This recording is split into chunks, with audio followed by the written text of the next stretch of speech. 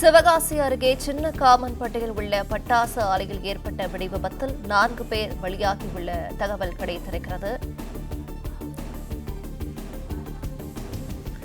சிவகாசி அருகே சின்ன காமன்பட்டியில் உள்ள பட்டாசு ஆலையில் ஏற்பட்ட வெடி விபத்தில் 5 பேர் பலியாகியுள்ளனர்.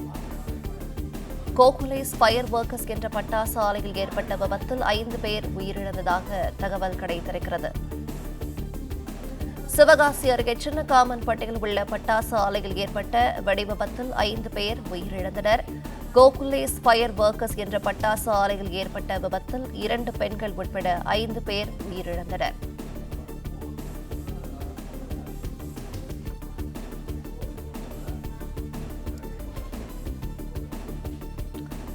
சிவகாசி அருகே சின்ன காமன்பட்டியில் உள்ள பட்டாசு ஆலையில் ஏற்பட்ட வெடி விபத்தில் 5 பேர் பலியாகியுள்ளனர்.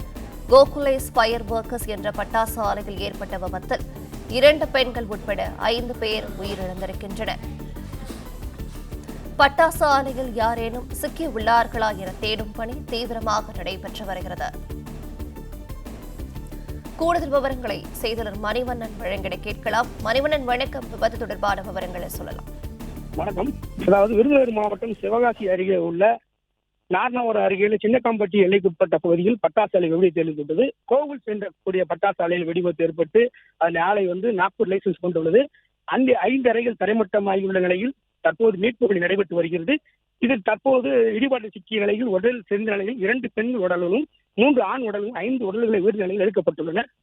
ஏற்கனவே 3 பேர் படுகாயமடைந்த நிலையில் மீட்கப்பட்டு மீண்டும் ஒருவர் மீட்கப்பட்டு 4 பேர் மருத்துவமனையில் சிவகாசி அரசு மருத்துவமனைக்கு அனுப்பி வைக்கப்பட்டுள்ளனர்.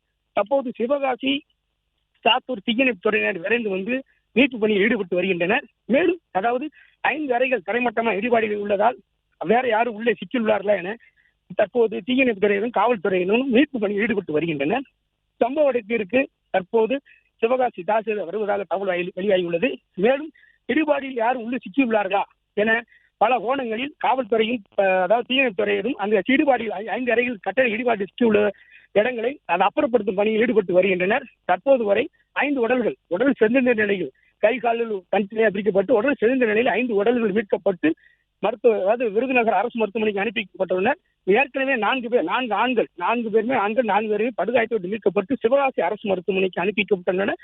சம்பவ இடத்தில் சாத்தூர் டிஎஸ்பி கொண்டு பாதுகாப்பு பணி ஈடுபட்டு வருகின்றனர். பொதுமக்கள் யாரும் உள்ளே சென்று விடாமல் தடுப்பதற்காக ஆலையின் முன்பகுதியில் காவல்துறையினர் பாதுகாப்பு பணியில் ஈடுபட்டு வருகின்றனர். தற்போது வரை 5 உடல்கள் மீட்கப்பட்டு 4 பேர் உயிர் நிலையில் மேலும் ஏதாவது உயிர் சேதம் இருக்குமா என்ற பட்சத்தில் தீயணைப்பு துறையினர் மீட்பு பணியில் தற்போது இடுபாடில் யார் சிக்கியுள்ளார்கள் தேடும் பணியில் ஈடுபட்டு வருகின்றனர். பிளே ஸ்டோர் மற்றும் ஆப் ஸ்டோரில் இருந்து பாலிமர் செயலியை QR கோடு மூலம் பதிவிறக்கம் செய்யுங்கள். செய்திகளை உடனுக்குடன் பெறுங்கள்.